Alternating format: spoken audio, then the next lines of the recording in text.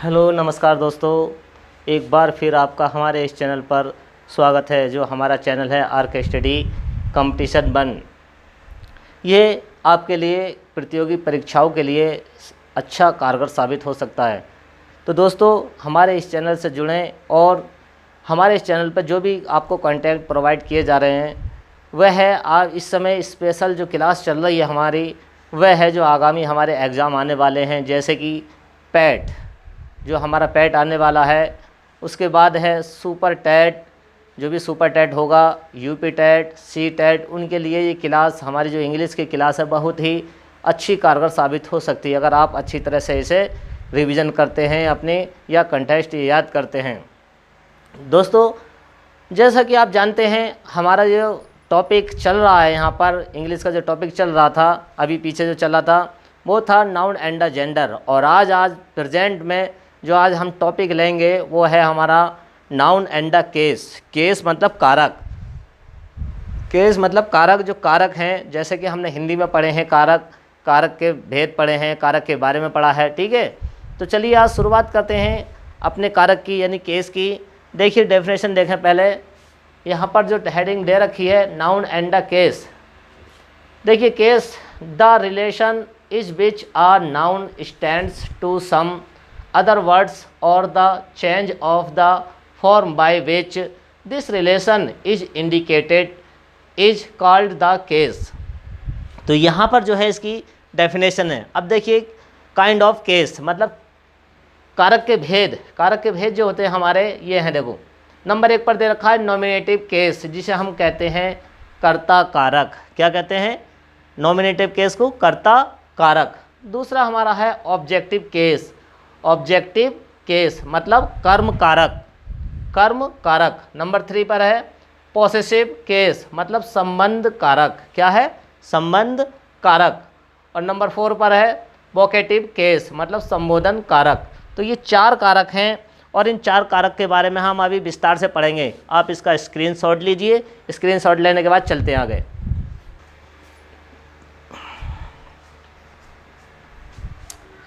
चलिए दोस्तों, आज शुरुआत करते हैं, आगे से इनके डिटेल में इनकी जानकारी लेते हैं।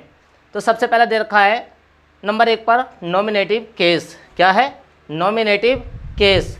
अब इसके बारे में देखिए डेफिनेशन देखते हैं। इसकी डेफिनेशन क्या दे रखी है? अ नाउन और pronoun that functions as subject of a verb is placed in nominative case. ठीक है, दोबारा देख लें। अ नाउन और pronoun that functions as subject of a verb is placed in nominative case. Example से समझें। देखिए एग्जाम्पल देखें, इसका उदाहरण देखें। Dinkar wrote many poems in Hindi. Dinkar wrote मतलब लिखी, मैनी पोएम्स बहुत सी कविताएं, इन हिंदी, किसमें? हिंदी में। इसमें दिनकर जो हमारा सब्जेक्ट है और रॉट मतलब वर्ब। दिनकर सब्जेक्ट और रॉट हमारी वर्ब। आगे देखें, the red fort is a famous building. The red fort is a famous building. The red fort, red fort जो हुआ हमारा लाल किला, मतलब एक सब्जेक्ट का काम इसने यहाँ पर किया है। अब इज जो हमारी हेल्पिंग वर्ब है, मतलब यहाँ पर वर्ब का काम कर रही है। देखें नंबर 3 में, he has gone to Mumbai. He has gone to Mumbai. तो देखिए यहाँ पर ही का जो प्रयोग किया गया है वह सब्जेक्ट के रूप में किया गया है, जबकि ये प्रोनाउन है। ठीक है, नाउन उसमें पहले ही हमने जो डेफिनेशन पढ़ा था इसके बारे में, तो वो नाउन और प्रोनाउन, यहाँ पर देखिए नाउन और प्रोनाउन, उन्हीं की बात यहाँ पर होगी।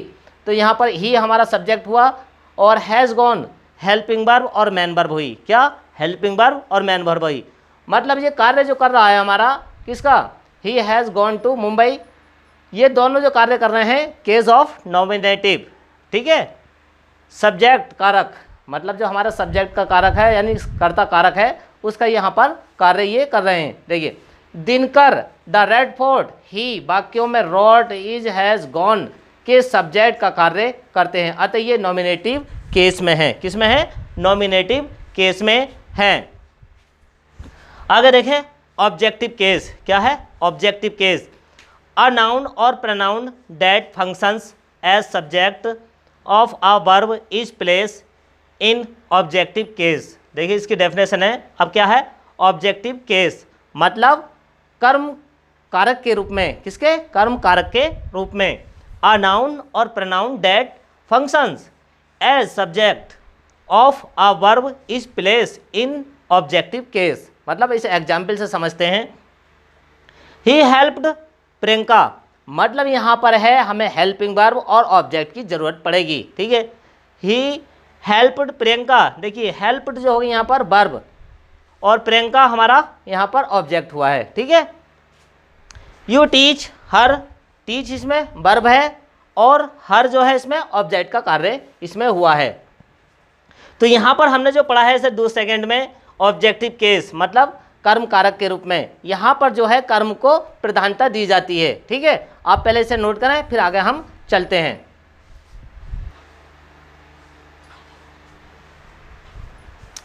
देखिए यहाँ पर नंबर 3 पर है पॉसेसिव केस यानी संबंध कारक। क्या है संबंध कारक?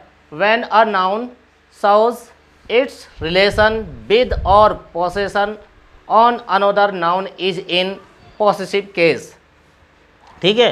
डेफिनेशन को तुम दोबारा देख लें। पॉसेसिव केस की जो संबंध कारक हमारा कहलाता है, when a noun shows its relation with or possession on another noun is in possessive case, ठीक है। अब इसका एग्जाम्पल देखें। This is Mohan's book, this is Mohan's book. दूसरा है these are the legs of the table, these are the legs of the table. तीसरा है she is his wife, she is his wife. देखिए यहाँ पर जो पॉसेसिव है हमारा जो अधिकार दिखा रहा है वो ये है मोहन्स, दूसरा है द लेग ऑफ और तीसरा है हिज। ये तीनों एग्जाम्पल में जो ये शब्द पर टिक किया हुआ है, अंडरलाइन किया हुआ है, इसको ये जो है अधिकार को प्रकट करते हैं। देखें Mohan's the leg of his से संबंध या अधिकार के भाव का बोध होता है, ठीक है। अतः ये सभी पॉसेसिव केस में हैं। देखिए एग्जाम के रूप से, एग्जाम के तरीके से जो हमारा ये पॉसेसिव यानी संबंध कारक है बहुत ही इम्पोर्टेंट है। इसे हमें अच्छी तरह से सीखना चाहिए, ठीक है। और आप भी इसे अच्छी तरह से समझें, अच्छी तरह से इसको करें। तो चलिए पहले आप इसका स्क्रीनशॉट लीजिए फिर आगे चलते हैं।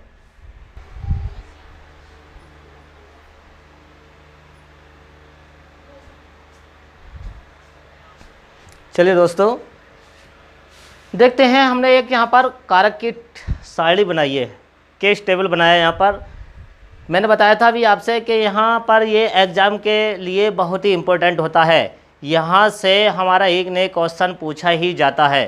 तो इसमें या तो टेट में पूछ लिया जाता है या आपके सी टेट में या सुपर टेट में, इनमें पूछा ही जाएगा और पैट में भी आने की इसकी संभावना है, ठीक है। ध्यान रखें। देखिए नॉमिनेटिव केस के बारे में अगर पूछता है तो नॉमिनेटिव केस में हमारा क्या आता है, आई आ सकता है, we, you, he, she, it, they, ठीक है। ऑब्जेक्टिव केस में me, us, you, him, her, it, them. क्या है मी, अस। देखो आई का हमने ऑब्जेक्टिव केस जब बनाया तो वो हुआ हमारा मी, ठीक है। बी का जब ऑब्जेक्टिव केस बनाया तो वो हो गया यहाँ पर अस। यू का हमने ऑब्जेक्टिव केस बनाया तो यू का हमारा यू ही रहना है, ठीक। ही का हमने ऑब्जेक्टिव केस बनाया तो ही का हुआ हमारा हिम। सी का हमने ऑब्जेक्टिव केस बनाया तो सी का हुआ हमारा हर। इट का हमने ऑब्जेक्टिव केस बनाया तो इट का हुआ इट ही रहेगा। और दे का हमने जब ऑब्जेक्टिव केस बनाया तो इसका रहेगा देम, ठीक है। ये हमारी छोटी क्लासों में भी मिलते हैं, जो हमारी छोटी क्लास हैं 6, 7, 8, 5, 4, इनमें भी हमारे ये सारणी मिल जाती है। ये बहुत ही इंपॉर्टेंट होती है हमारे जो एग्ज़ाम है इनके लिए। मैंने अभी बताया एग्ज़ाम के लिए बहुत ही इंपॉर्टेंट सारणी है। अब देखिए आगे पॉसेसिव केस। पॉसेसिव केस हमारा क्या बनेगा? पॉसेसिव केस में एक तरफ तो हमने एडजेक्टिव और एक प्रोनाउन के रूप में, ठीक है। यहाँ पर देखिए अब इसमें पॉसेसिव में अधिकार प्रकट करता है, मतलब इसे अपना अधिकार प्रकट करता है, उसके लिए हमें यहाँ पर यूज़ करना पड़ेगा। जैसे हमने आई का ऑब्जेक्टिव केस बनाया था मी, और इसका ठीक है अधिकार जब प्रकट करेगा तो हो जाएगा माई या माइन, ठीक। बी का हमने ऑब्जेक्टिव केस बनाया था अस, और जब अधिकार यहाँ पर प्रकट होगा तो ये हो जाएगा अवर, क्या हो जाएगा, अबर या अबर्स। आगे देखें, यू का जब ऑब्जेक्टिव केस बनाया हमने तो बना यू, और जब इसका अधिकार प्रकट होगा तो ये होगा योर या योर्स। क्या होगा, योर या योर्स। ही का हमने ऑब्जेक्टिव केस बनाया हिम, और हिम का जो अधिकार जब प्रकट करने का शब्द रखेंगे तो वो रखेंगे हिज। ठीक है। सी का हमने ऑब्जेक्टिव केस यहाँ पर बनाया था हर, और इसका जब अधिकार प्रकट होगा तो यह हो जाएगा हर या हर्ष। क्या हो जाएगा, हर या हर्ष। इट का हमने ऑब्जेक्टिव केस बनाया इट, ठीक है, तो इसका इट ही रहेगा। ठीक। दे का जब हमने ऑब्जेक्टिव केस बनाया तो दे का ऑब्जेक्टिव केस हमारा क्या बना, देम। क्या बना, देम। अब इसका जो अधिकार प्रकट करेगा तो वो हो जाएगा देयर या देयर्स, देयर या देयर्स। आगे चलते हैं सारणी में, देखें आगे आता है रिफ्लेक्सिव प्रोनाउन। इनमें से भी पूछ लिया जाता है, यानी कोई शब्द दे रखा होगा और उनमें पूछेगा कि रिफ्लेक्सिव प्रोनाउन इसमें कौन सा है। ठीक है, तो हमें इसकी जानकारी होना ज़रूरी है। देखिए, जैसे कि हमने इनमें अधिकार के लिए बनाया था, यहाँ पर आई का ऑब्जेक्टिव माई और अधिकार के लिए माई, और जब रिफ्लेक्सिव प्रोनाउन इसका यूज करेंगे तो वो हो जाएगा माई सेल्फ। क्या हो जाएगा, माई सेल्फ। इसी आधार पर बी का ऑब्जेक्टिव केस हमने बना दिया आस, इसका अधिकार प्रकट करने अबर या अवर्स, और जब इसका इसमें बनाएंगे रिफ्लेक्सिव प्रोनाउन में तो ये हो जाएगा क्या, अबर सेल्फ। क्या हो जाएगा, अबर सेल्फ। यू का हमने ऑब्जेक्टिव बनाया है यू, और अधिकार जब प्रकट करेगा योर या योर्स, तो इसका जब हम रिफ्लेक्सिव प्रोनाउन में यूज करेंगे, देखिए सिंगुलर में यहाँ पर एस से जो एड्स जो हिंट्स करता है वो सिंगुलर को करता है, और पी जो हिंट्स करता है वो प्लूरल को करता है। ठीक है, इस चीज़ का हमें ध्यान रखना है। तो यू का रिफ्लेक्सिव प्रोनाउन योर सेल्फ, या प्लूरल में क्या लिखेंगे तो योर सेल्फ्स। क्या हो जाएगा, योर सेल्फ्स। इसी तरह से ही का जो अपना ऑब्जेक्टिव केस बना है वो हिम बना है, और अधिकार जो प्रकट किया है इसने हिज, हिज। अब इसका जो रिफ्लेक्सिव प्रोनाउन बनेगा वो बनेगा हमारा हिमसेल्फ। क्या बनेगा, हिमसेल्फ। अब सी का ऑब्जेक्टिव केस हर, अधिकार प्रकट करने के लिए हर या हर्ष, और रिफ्लेक्सिव प्रोनाउन में इसका हर सेल्फ हो जाएगा। क्या हो जाएगा, हर सेल्फ। इट का, ठीक है, इट सेल्फ हो जाएगा। अगर हम देखें इसका ऑब्जेक्टिव क्या बना है इसका, इट, अधिकार इट से हुआ है, और रिफ्लेक्सिव प्रोनाउन इट सेल्फ। दे का हमने बनाया है देम, दे का हमने बनाया है देम, और इससे जो अधिकार प्रकट हुआ वो हुआ देयर या देयर्स, और इसे रिफ्लेक्सिव प्रोनाउन में जब यूज करेंगे तो वो बनेगा देम सेल्फ। ठीक है, इन बातों को हमें अच्छी तरह से याद करना है। इनमें से ये हमारा एक न एक क्वेश्चन हमारा टेट, सुपर टेट या यूपी टेट में से या सी टेट में से पूछ ही लिया जाएगा। इसे अच्छी तरह से आप ध्यान से करें। तो आप पहले इसका स्क्रीनशॉट लीजिए, बाद में आगे चलते हैं।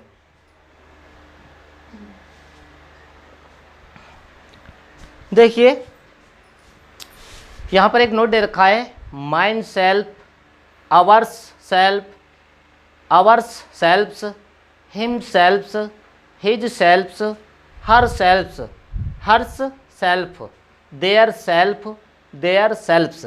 आप ये बताइए कि इनमें करेक्ट है ये नहीं है। देखिए हमने इनके बारे में तो पढ़ा ही नहीं है, ठीक है, तो ये हमारे सारे के सारे क्या है, सब के सब ये रॉन्ग है, मतलब गलत है, क्योंकि हमने इनका यूज इस तरह से नहीं करना है। ठीक है, नहीं, हमें इनका यूज इस तरह से रिफ्लेक्सिव प्रोनाउन में नहीं करना होता है। ठीक, नियम देखें, नियम नंबर 1 में दे रखा possessive adjectives my, our, your, his, her, its, their का प्रयोग नाउन के पहले नहीं होता है। नाउन के पहले नहीं होता है, इनका प्रयोग नाउन के बिना नहीं किया जा सकता है। मतलब इनका जो प्रयोग होगा, जब तक इनमें नाउन का यूज नहीं होगा तब तक इनका प्रयोग नहीं किया जा सकता है। ठीक है, नंबर 2 पे देखें, possessive pronoun mine, ours, yours, his, hers, theirs का प्रयोग नाउन के पहले नहीं होता है। इनका जो प्रयोग है नाउन के पहले कभी भी नहीं हो सकता है, मतलब जब भी होगा नाउन के बाद ही इनका प्रयोग होना है, अर्थात इनका प्रयोग नाउन के बिना होता है। इनका प्रयोग जो होता है नाउन के बिना होता है। ठीक है, एग्जाम्पल देखें, your brother is rich, your brother is rich but mine is poor, मतलब वाक्य हमारा यहाँ पर करेक्ट है। ठीक है, दूसरा देखें, yours brother is rich but mine is poor, मतलब ये जो वाक्य हमारा है ये अशुद्ध वाक्य मतलब गलत है, इसकी हमें योर्स में एस की ज़रूरत नहीं है। ठीक है, इसमें जो है हमें एस की ज़रूरत नहीं है। अब आप जो है इसे अच्छी तरह से देखें।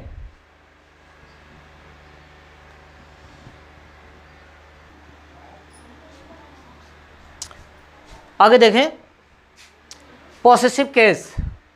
पॉसेसिव केस का तात्पर्य, पॉसेसिव केस का जो तात्पर्य है देखिए अपोस्ट्रोफे एस से लिया गया है। किससे? अपोस्ट्रोफे एस से इसका तात्पर्य हमें लिया गया है। देखिए यहाँ पर इस तरह से ब्रैकेट में भी दे रखा है, या खाली हम यहाँ पर अपोस्ट्रोफे, कहीं कहीं पर हमें केवल इस अपोस्ट्रोफे की ही ज़रूरत पड़ती है। कहाँ पर ज़रूरत पड़ती है? देखिए हमें बॉयज़ करना है, सिंगुलर में तो ठीक है, जैसे कि हमें प्लूरल में लिखना बॉयज़, जब बॉयज़ लिख दिया तो हमें अपोस्ट्रोफे केवल यहाँ पर लगाना होगा। ठीक है, अपोस्ट्रोफे यहाँ पर लगाना ही होगा। इस तरह के ही सवाल हमसे एग्जाम में पूछे जाते हैं। देखिए अपोस्ट्रोफे एफ ऑफ से होता है, कहीं कहीं पर हमें का की आवाज़ निकलती है। ठीक है, होता है क्योंकि इनका प्रयोग रिलेशन और पोसेशन का बोध कराने के लिए होता है। किस तरह से? दोबारा सुन लें, पॉसेसिव का तात्पर्य अपोस्ट्रोफे एस या इस एस या केवल अपोस्ट्रोफे ये वाला का ऑफ से होता है क्योंकि इनका प्रयोग रिलेशन और पोजीशन का बोध कराने के लिए होता है। ठीक है, इनका अर्थ देखिए, इनका अर्थ जो निकलता है का, की, के, इनका अर्थ क्या निकलता है? या तो का आएगा या की आएगा या के आएगा, छत के ऊपर, ठीक है, या घर की छत, ठीक, या मोहन की पुस्तक। इस तरह से जो हमारी इनकी आवाज़ निकलती है। देखिए राम्स बुक, यहाँ पर है राम्स बुक, अगर हम इसको लिखें book of Ram, book of Ram, तो यहाँ पर जो है ये इनकरेक्ट आएगा। क्या आएगा? ये इनकरेक्ट हो जाएगा। इतना जो पोर्शन हमारा ये इनकरेक्ट में, और करेक्ट में जो होगा ये वाला होगा। ठीक है, इसका हमें ध्यान रखना है। अब आगे देखें, यूज़ ऑफ पॉजिटिव और नो यूज़ ऑफ पॉजिटिव, मतलब या तो इसका प्रयोग पॉजिटिव में हो या नहीं हो। रूल नंबर 1 में दे रखा है नॉन लिविंग थिंग्स, निर्जीव पदार्थों, जहाँ पर हमारे निर्जीव पदार्थ आते हैं के साथ अपोस्ट्रोफे एस का प्रयोग नहीं होता है। जहाँ पर हमारे निर्जीव पदार्थ होंगे तो वहाँ पर अपोस्ट्रोफे एस का प्रयोग वहाँ पर नहीं होता है, या उसका प्रयोग हमें नहीं करना है। यह हमें अच्छी तरह से इसे समझ लेना चाहिए। देखिए आगे का प्रयोग नहीं होता है, बल्कि उसके स्थान पर ऑफ का प्रयोग हम करते हैं। जहाँ पर हमें एस लगाना है वो अधिकतर अगर हम साधारण शब्दों में समझें तो एस का प्रयोग जो हम करेंगे इसमें सजीव के साथ में ज़्यादा करेंगे, और हमें केवल ऑफ का प्रयोग करना है तो वहाँ पे हमें निर्जीव चीज़ों के साथ में ही ऑफ का प्रयोग करना होता है। ठीक है, देखिए springs flowers, springs flowers, spring हमारी क्या होती है? बसंत ऋतु होती है। ठीक है, स्प्रिंग, ये देखिए स्प्रिंग, स्प्रिंग्स अपोस्ट्रोफे एस लग रहा है, और फ्लावर्स, मतलब वाक्य यहाँ पर हमारा इनकरेक्ट हो जाता है क्योंकि सीजन की बात चल रही है। ठीक है, आगे देखें द फ्लावर्स ऑफ स्प्रिंग, अगर हम हाँ इस तरह से हम इसको देखते हैं तो ये हमारा करेक्ट है। ठीक, द फ्लावर्स ऑफ स्प्रिंग, का की आवाज़ इससे निकल रही है। या दूसरे तरीके से स्प्रिंग फ्लावर्स, ये डायरेक्ट लिख दो स्प्रिंग फ्लावर्स, तो ये भी हमारा करेक्ट हो जाता है। ठीक है, देखें दोबारा, the house apostrophe S roof, the house apostrophe S roof, भाई इसके साथ भी हमें क्या यूज नहीं करना है apostrophe. The roof of the house, the roof of the house, ये हमारा करेक्ट हो जाता है। ठीक है, ये जो है हमारा करेक्ट हो जाता है। अब इसके बाद में हमें क्या करना है? अगर हम इस तरह से ना लिखकर हम ऐसा लिख दें द हाउस रूफ, लिखें द हाउस रूफ, तो ये भी हमारा करेक्ट ही होगा। इस तरह के सेंटेंस हमें क्या कहते हैं? परेशान करते हैं, हमें एक तरह से यूज करने के लिए परेशान कर देते हैं एग्जाम में। ठीक है, आप इसका भी स्क्रीनशॉट लीजिए। देखिए और एग्जाम्पल देखते हैं। पहला एग्जाम्पल इसी में दे रखा है द वॉल्स, अपोस्ट्रोफे एस लगा दिया, वॉल्स कर दिया, पेंटिंग। ठीक है, जब द वॉल्स कर दिया यहाँ पर तो ये जो है हमारा, जब निर्जीव चीज़ की बात आ रही तो ये हमारा रॉन्ग हो जाएगा। अब द पेंटिंग ऑफ बॉल्स, देखिए द पेंटिंग ऑफ बॉल्स ये हमारा करेक्ट होता है, ठीक है, क्योंकि अपोस्ट्रोफे ना लगाकर यहाँ पर ऑफ का प्रयोग हमें कर दिया गया है, ठीक। देखिए द वॉल पेंटिंग, या तो इस तरह से लिख दो, द वॉल पेंटिंग डायरेक्ट लिख दो, ऑफ या अपोस्ट्रोफे लगाने की उसमें ज़रूरत नहीं है। दूसरा है the buildings decoration, the building decoration मतलब अपोस्ट्रोफे लग रहा है, ये हमारा रॉन्ग हो गया। अब होगा द डेकोरेशन ऑफ बिल्डिंग, ये हमारा करेक्ट है, द डेकोरेशन ऑफ बिल्डिंग। अगला है द बिल्डिंग डेकोरेशन, या फिर इसे भी डायरेक्ट लिख देंगे तो अभी ये हमारा करेक्ट हो जाएगा। क्या हो जाएगा? The building decoration. नेक्स्ट है अ टेबल्स लेग, अ टेबल्स लेग, ये कई बार एग्जाम में पूछा गया है, ठीक है, कई बार इसे एग्जाम में पूछ लिया गया है, तो ये बनेगा the leg of a table, the leg of a table इसका करेक्ट होगा, या अ टेबल लेग इस तरह से भी करेक्ट कर सकते हैं, अ टेबल लेग। आगे देखते हैं this trees leaves are green, this trees, देखिए पेड़ की जब बात हो रही है तो ये निर्जीव में आता अधिकतर। The leaves of this tree are green, ये हमारा करेक्ट होगा, the leaves of this tree are green, ठीक। आगे है summers flowers are very beautiful, देखिए समर्स सीजन की बात चल रही है तो ये हो जाएगा the flowers of summers are very beautiful. क्या हो जाएगा? The flowers of summers are very beautiful, ये हमारा करेक्ट होगा। अगला है, इधर से देखें ज़रा, थोड़ा सा आपको कम दिखाई दे रहा होगा, देखिए द गिलास बॉटम इज डर्टी, देखिए गिलास के आगे अपोस्ट्रोफे एस लगा हुआ है, ये इसके दर्शाता है कि ये गलत है, रॉन्ग है। अब इसे जो करेक्ट करेंगे ये हो जाएगा the bottom of the glass is dirty, the bottom of the glass is dirty, ये मतलब करेक्ट हुआ। Dead wells water was pure, dead wells water was pure, तो मतलब ये इनकरेक्ट है, बनेगा इसका correct the water of dead well was pure, the water of dead well was pure. इसी आधार पर नंबर 8 पर this books rules are easy, देखिए यहाँ पर बुक है और उसका अपोस्ट्रोफे एस लगा दिया गया है, मतलब ये इनकरेक्ट हो जाएगा। अब इसका करेक्ट जो होगा the rules of this book are easy, the rules of this book are easy, तो ये हमारा करेक्ट हो जाएगा। तो देखिए यहाँ पर हमने नियम पढ़े हैं इसके, इन नियम को अच्छी तरह से देखें। द वॉल्स पेंटिंग, यहाँ पर हमने देखा अपोस्ट्रोफे लग रहा है, मतलब इनकरेक्ट है, तो इसे क्या करना हमें द पेंटिंग ऑफ वॉल हो जाएगा, द पेंटिंग ऑफ वॉल हो जाएगा। इस तरह से न लिखकर हम the well painting, the wall painting, ठीक है, इस तरह से भी कर सकते हैं। इसी आधार पर ये द बिल्डिंग्स अपोस्ट्रोफे लग रहा है, डेकोरेशन मतलब ये इनकरेक्ट है, तो क्या होगा द डेकोरेशन ऑफ बिल्डिंग, ठीक है, या इस तरह से लिख के the building decoration. Are tables, मैंने इसके बारे में बताया है, ये बहुत इंपॉर्टेंट है। आर टेबल्स लेग, तो the leg of a table leg, इन दोनों में दोनों ही करेक्ट हो जाएंगे। This trees leaves are green, the leaves of this tree are green, ठीक है, ये करेक्ट हुआ।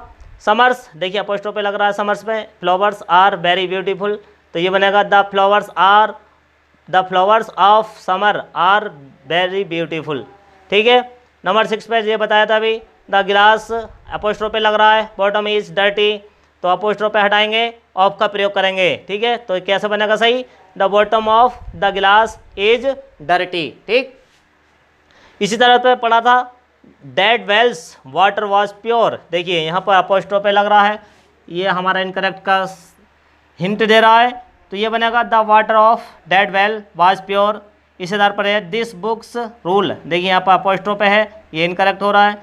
The rules of this book are easy, इस तरह से हमें ये सेंटेंस बनाने होते हैं। तो आज आपने क्या पढ़ा है, नाउन ऑफ द केस, क्या पढ़ा है, noun of the case, case के बारे में जानकारी ली है, ठीक है, उनके कुछ एग्जाम्पल्स पढ़े हैं। आपसे बस एक निवेदन है कि आप जो अगर हमारे चैनल पर नए हैं तो इस चैनल को सब्सक्राइब कीजिए, लाइक कीजिए, बेल आइकन का बटन दबा दीजिए, और आपको याद नहीं होता है तो वीडियो को बार बार आप रिवाइज करके इसको देख सकते हैं, ठीक है।